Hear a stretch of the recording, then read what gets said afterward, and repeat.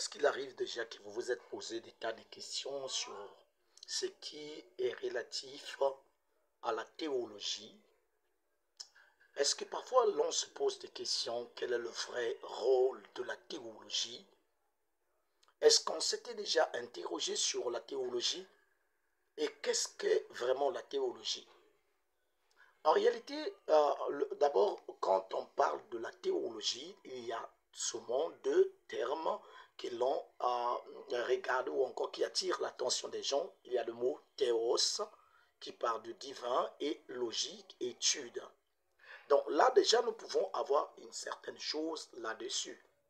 Mais le plus important c'est que nous puissions voir d'abord, je sais que non, la théologie moderne ou encore dans ce monde moderne, on nous parle d'une certaine manière de penser, il y a une certaine idée sur la théologie.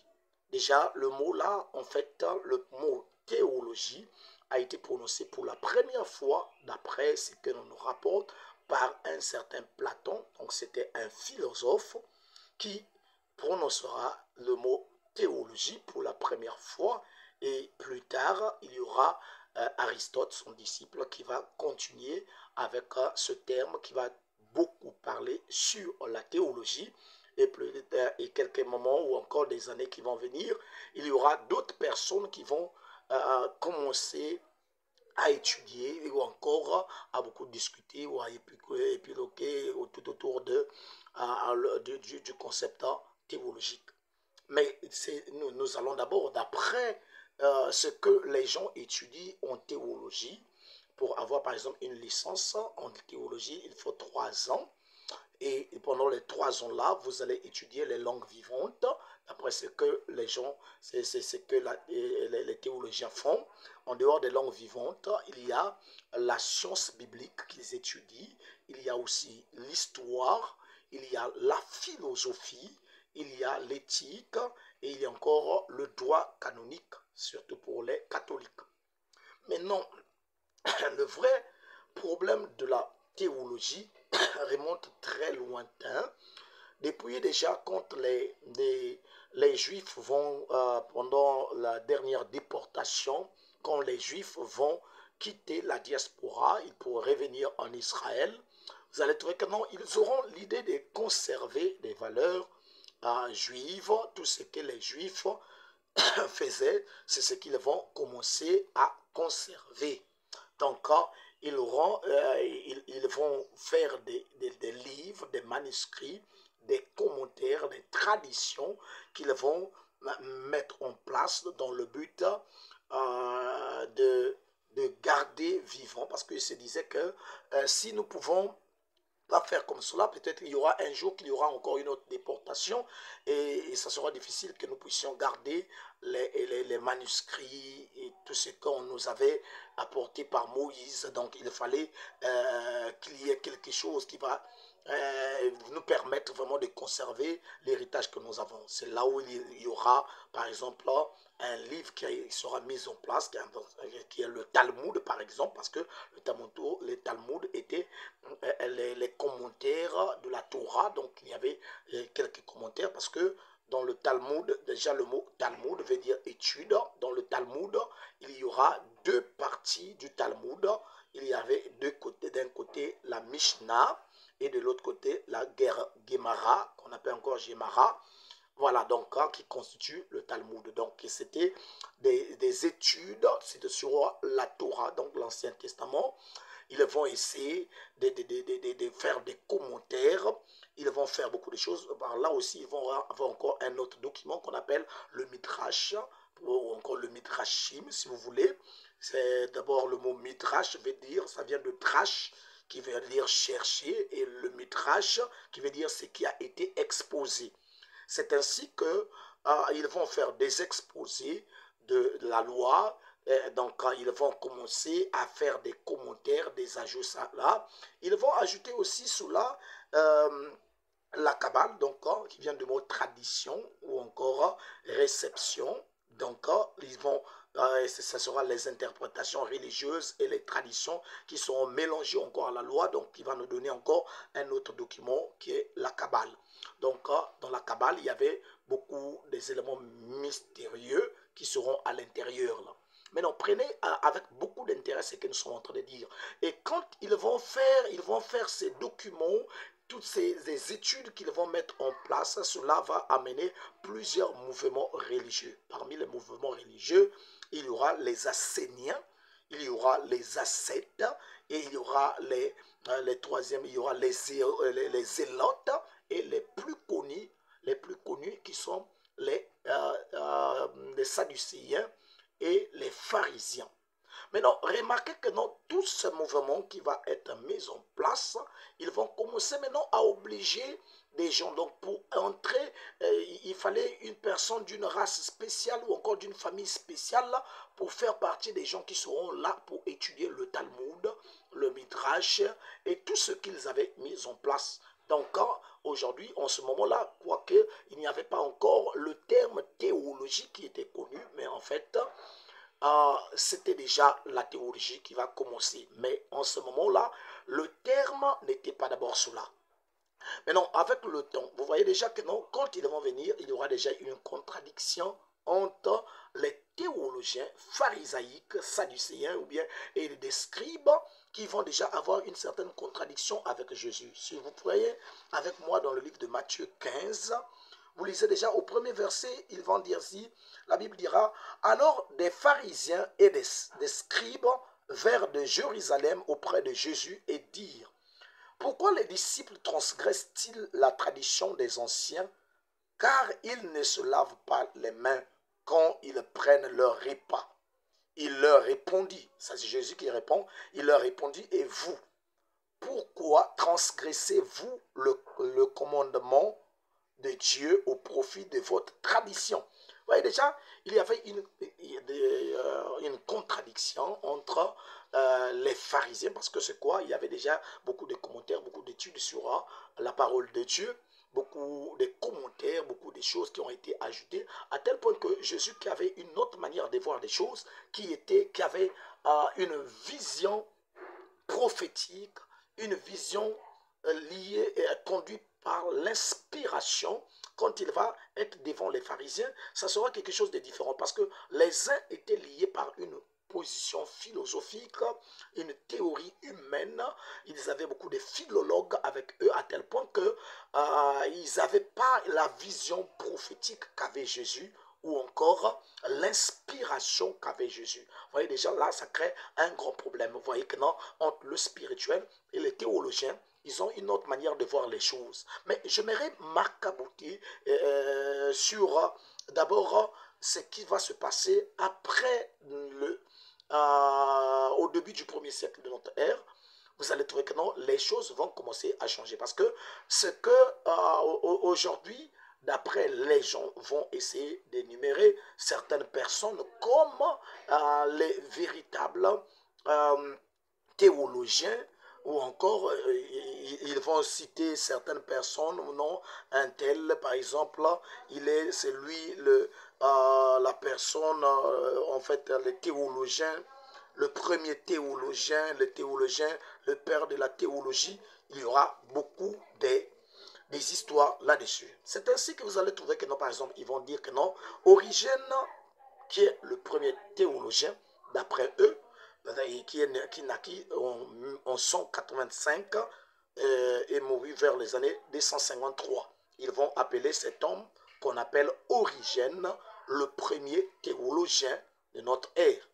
Or, là, c'est un problème parce qu'ils vont dire que non, c'est parce que c'est lui qui est considéré comme le père de l'exégèse biblique. Donc, c'est lui le premier théologien. Bon, ça, ce n'est pas le problème. Il se pourrait. Mais en réalité, ce n'est pas ça le vrai problème. Ils vont encore plus loin. Ils vont dire que non, Saint Augustin d'Hippone était le plus célèbre des théologiens. Ça, c'est d'après l'homme charnel toujours. Mais le problème, c'est que ça va commencer. Parce que pour répondre à ce que j'aimerais vous dire aujourd'hui, il essaie de souligner un fait. En fait, la théologie ne vient pas pour rien. Mais quand la théologie arrive d'abord au temps de Jésus, c'est toujours un groupe de gens avec pour premier motif de garder la vérité, de protéger la vérité. Mais le vrai sens de cela, ce n'était pas de protéger la vérité, mais en fait de contrôler, d'assujettir. Donc c'était un élément d'assujettissement des peuples. Et vous allez remarquer que non, quand on était pharisien ou sadducéen, les autres étaient sous vous. Ils pouvaient manipuler, ils pouvaient agir, ils pouvaient décider parce qu'ils se disaient que non, c'est nous qui comprenons convenablement les Écritures. C'est nous qui étudions convenablement. Donc, les autres n'avaient pas le monopole de dire quoi que ce soit parce que se disaient que non, seulement eux qui comprenaient, seulement eux qui avaient vraiment la chose qu'il faut. Ok, c'est une grande erreur. Vous allez retrouver avec moi vers les années 300, avant d'abord parce que ce qui va arriver jusque vers les années 325, vers les zones 300 de notre ère, vous allez trouver que non, c'était déjà la période là où il y avait beaucoup de troubles. Parce que quand Jésus va mourir, ressusciter, il va envoyer des disciples partout, ils vont apporter la parole de Dieu partout, jusqu'à ce que la parole de Dieu va arriver à Rome, vers les années 36, après Jésus-Christ. Et quand ça arrive à Rome, la parole de Dieu arrive là-bas, et ça commençait déjà à attirer l'attention des gens, parce que pendant cette période, il y avait deux miracles. Il y a le miracle grec et le miracle juif, parce que c'était la parole, d'après ce que les gens comprenaient de la parole. Mais le grand problème, c'est que pendant cette période, il y avait beaucoup de guerres, il y avait beaucoup de troubles, beaucoup de problèmes.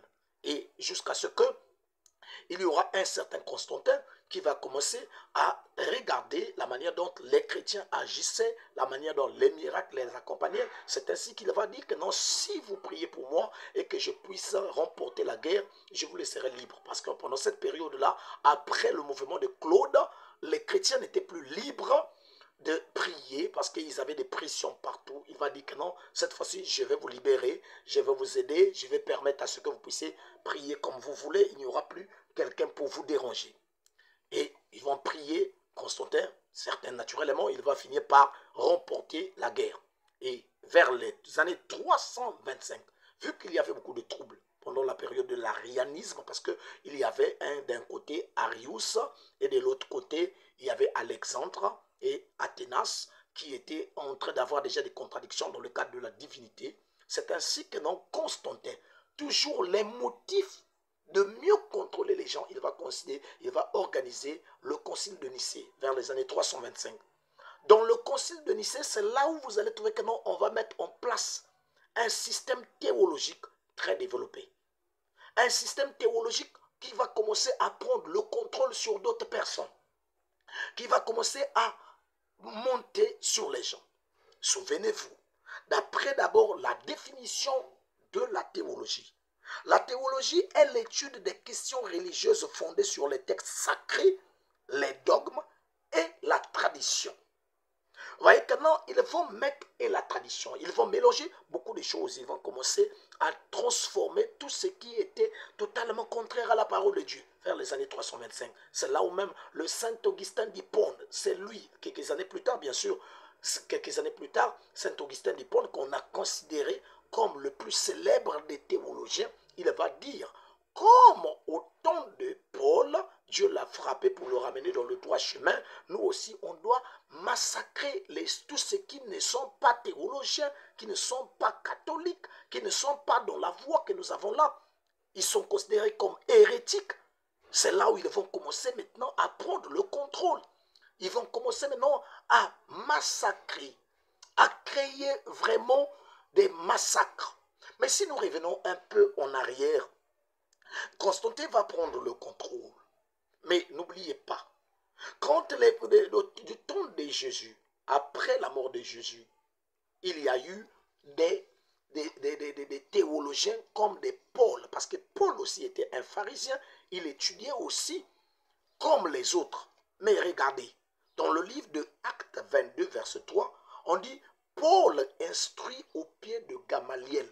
Il a appris la théologie, il a appris le pharisaïsme, il a appris toutes ces choses-là, donc il a été bien placé. Mais regardez, quand il rencontre le Christ, il dit, tout ce qui m'était comme un gain, je l'ai considéré comme perte à cause de l'excellence de la révélation que j'ai reçue du Seigneur Jésus-Christ. Vous voyez que non, quand Paul reçoit la révélation, lui dit que non, toute cette théologie-là, il a mis à côté. Il l'a mis à côté parce que c'est quoi? Ça contredit. Voilà pourquoi il a dit que non, ne faites pas, vous ne devez pas être une proie de la philosophie, de toutes ces choses-là. Parce que dans la théologie, il y a la philosophie. Dans la théologie, il y a toutes ces choses-là. Il y a la psychologie, il y a toutes ces choses-là. Ce sont des traditions des hommes. D'ailleurs, dans le livre d'Ésaïe, avait déjà annoncé là bien avant. Je crois dans le livre d'Ésaïe 29, là où on a déjà annoncé que toutes ces choses-là, des traditions qui devaient prendre le contrôle des gens, tout a été déjà annoncé bien avant. Mais non, attendez, nous allons essayer d'avancer encore. Ok, quand Paul, lui qui était auparavant sous la théologie, il voulait imposer les autres. Vous voyez, nous sommes en train de montrer que la théologie, est un instrument d'assujettissement des peuples, des gens, des autres religions. Maintenant, remarquez avec moi, quand ils vont mettre en place cela, tous ceux qui n'étaient pas sous cette théologie étaient considérés comme hérétiques. Il fallait obéir à la théologie. Aujourd'hui, certes, il y a certaines personnes qui essaient de créer d'autres mouvements de théologie, mais la théologie qui était connue, tout le monde était sous la théologie catholique. Tout le monde devait être dirigé par cela. Et ne vous en faites pas. Quand ils vont arriver en ce moment-là, ils vont commencer à prendre le contrôle. Donc, ils ne vont pas garder les gens dans les Écritures, mais une certaine, les commentaires d'après leur compréhension, mélanger des traditions, mélanger des œuvres des hommes, jusqu'à vers les années 787, je crois comme ça, l'impératrice Irène, quand elle vient au pouvoir, eux aussi utilisent la même stratégie, en s'appuyant sur la théologie, pour amener les gens à être sous le contrôle toujours d'un système des hommes. Et ne vous en faites pas, même quand les gens vont venir en Afrique, ils ne vont pas amener la Bible proprement dite, mais ils vont utiliser la théologie. Ce n'était pas la Bible en fait, c'était des commentaires. Parce qu'aujourd'hui, tout ce qu'on a mené par exemple chez l'homme noir, il disait que non, les Écritures veulent que non, tu sois sous le blanc. C'était comme ça que ça s'est passé. Et donc, donc tu devais être, il était enseigné que tu devais accepter d'être pauvre, c'est là où tu peux hériter réellement le ciel. Alors qu'ils étaient là en train de profiter des pires. Donc, il y avait beaucoup de choses qui étaient liées à la théologie, là, parce que les gens disent aujourd'hui que non, les Blancs ont amené la Bible là en Afrique pour piller l'Afrique. Non, il ne faut pas mal comprendre cela. Ils ont apporté la théologie et non la Bible, parce que si on apporte la Bible à une personne, ça transporte, la même manière ça va transformer l'Européen, ça va transformer aussi l'Africain, ça va transformer l'Asiatique, ça va transformer tout le monde, quel que soit d'où est-ce que tu es. Vous aurez la même manière de voir les choses, même tout cela. Quoi qu'il peut y avoir quelques éléments là où il y aura des nuances, mais pour la grande majorité des choses, vous allez voir de la même manière. Mais ce qui a été emporté, c'est la théologie. Parce que c'est quoi? Ça consistait à mentir les gens. Quand on dit que non, tu fais quelque chose, tu viens te repentir et on appelle la police et la police vient venir attraper et on dit que non, la police a maintenant le Saint-Esprit. Parce que quoi? La police est en train de connaître même les profondeurs des cœurs. Vous voyez, c'était la théologie. Donc, la théologie était constituée comme un instrument d'assujettissement. Et je vous en prie, jusqu'à présent, la même chose va continuer encore. N'oubliez pas que la Bible considère dans le livre de Actes 4, verset 13, on dit que non, on considérait Pierre et les autres disciples, les gens, on les appelait des hommes du peuple sans instruction. Vous voyez que non, les hommes du peuple sans instruction, donc ils n'avaient pas de grandes connaissances. Donc, ce n'est pas obligé. La parole de Dieu que nous avons reçue de Christ, ça ne consiste pas à avoir la connaissance des grandes choses, tout cela. Même celui qui n'a jamais été à l'école aura la capacité de comprendre les profondeurs de Dieu. Plus même que celui qui a été à l'école. Mais là, on va amener aujourd'hui. Vous allez comprendre avec moi que non, la théologie est un instrument d'assujettissement, de dépendance, de soumission. Parce que, regardez partout, vous allez trouver que non, il y a des nations qui obligent les gens que non, il faut connaître la théologie avant de conduire une église. Dites-moi d'abord, il y a une erreur. Parce que quoi? Il est écrit dans la plupart des constitutions, liberté de religion. Mais si la religion de quelqu'un est une religion satanique, par exemple, mais comment vous allez obliger un sataniste d'aller étudier la théologie? Mais si quelqu'un ne croit pas ce que les autres font là, sa religion ne croit pas en théologie, mais vous allez obliger la personne d'aller étudier la théologie. Ça veut dire que non, ce n'est plus, ce n'est plus la liberté de religion. Donc c'est une erreur que les gens ne remarquent pas, que les nations ne remarquent pas, que les gens ne remarquent pas du tout. Donc voyez-vous, avec la parole de Dieu, toujours les mêmes personnes là, qui prennent, qui travaillent avec des politiciens partout, tout cela, ce sont ceux-là qui obligent que les gens doivent être là en train d'étudier la théologie à leur manière. Dieu, lui, il est le meilleur enseignant. Mais non, c'est Dieu qui appelle les hommes, c'est Dieu qui choisit les hommes. J'ai aimé ce que un véritable homme de Dieu, que j'apprécie beaucoup, William Marion Branham, va dire sur la théologie. Il va dire ceci. Regardez sur une prédication intitulée « Une église séduite par le monde ». Prêché le 28, 6e mois 59. Je vais prendre le paragraphe électronique 15. Il va dire ceci, si je peux lire. On a ensuite lié l'église avec une haute corde, comme Delilah l'avait fait. Et on a commencé, plutôt que d'avoir des hommes appelés de Dieu, des hommes appelés par le Saint-Esprit, ne connaissant peut-être pas leur ABC, mais qui connaissaient Christ. L'Église est devenue raffinée et a copié les orateurs politiques. Et elle a dû donner à ses prédicateurs des diplômes de docteurs. Chacun devait être un docteur en théologie. C'était là une haute corde qui a lié l'Église.